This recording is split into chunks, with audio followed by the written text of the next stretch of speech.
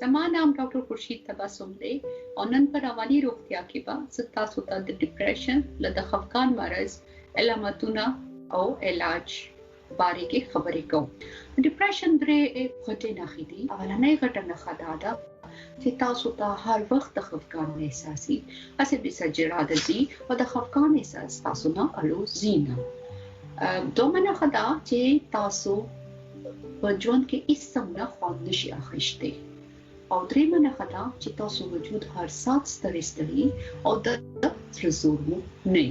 داسې خلکو په ځان باندې باور ختم شي، هغو له ځان ګناهګار او ځان ارزان ورته ښکاري، ځان بېوسه او نااهل ورته ښکاري. هغې چا سره ملاول نه غواړي، هغې خپل خپلوانو نه ډډه وي، انسان یې یوازې کړی.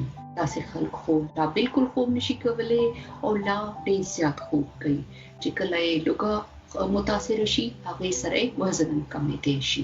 داسې خلک خپل ځان خیال هم نشي ساتلی، خپل کور خیال هم نشي ساتلی او که خدای نه خاصه ډیپریشن ډیر زیات شي نو بیا د خلکو ته خپل ځان وجلو د خپل ځان خوګولو خیالات هم راتلی شي.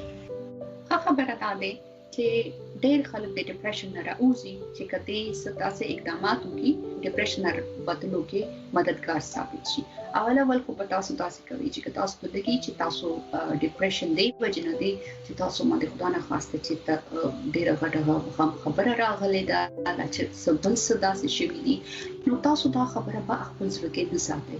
تاسو چې ملګری لږه تاسو خور لاموج کوم سره تاسو دا خپل خبره شیر کوئ شي خپل سره باندې بوج مساتي او کبیا هم تاسو دا داسې خبرې چې نشي چاته کولای او تاسو لیکل کوئ شي تاسو دا خبره په کاغذ ولیکئ. خپل ځان فعال ساتئ، کوشش کوئ چې تاسو په هر ورځ خپل خوراک خیال ساتئ، خپل خوب چې دی په خپل ټایم باندې خپل بیت ته ځي او په ټایم باندې سحر پاسه خوب نو وخت کې تاسو نیم داسې کارونه کوئ چې کوم سره تاسو د سکون ملاوي کې نیم خلک دعاګانې تیری منځونه کوي، نیم کتاب ریډ کوي شي چې کوم شي سره تاسو د سکون ملاوي کې هغه تاسو کوئ شي. روزانه ورځې کې څه تاسو کوئ کوم شیانو باندې تاسو سات تیریږي. کله هر څه باوجود تاسو ټیک نشئ بیا تاسو ته پکار دي چې تاسو خپل ډاکټر وګورئ او دا ډېر ضروري ده چې تاسو دا خپل ډاکټر ته خپل ټول علامات وایي ستې پټاوي ما ځکه چې هغه تاسو ټول علامات وګوري بیا هغه مطابق تاسو ته علاج تجویز کړي. نو د ډیپریشن چې دی هغه دوه قسمه علاج دی، یو خو د خبرو لاره علاج دی او بل د دوايانې دي. موږ ډېر زیات منفي خیالات ساتو او چې چاته ډیپریشن چې د کوم کې تاسو ته مو ویلو نو هغه منفي خیالات لا ډېر زیات دي. د خبرو لاره علاج با تاسو چې اوکې نو هغه سره به تاسو خیالات هغه به تاسو دا ترڅګي چې تاسو خپل خیالات به منفي نه مثبت څنګه کوي.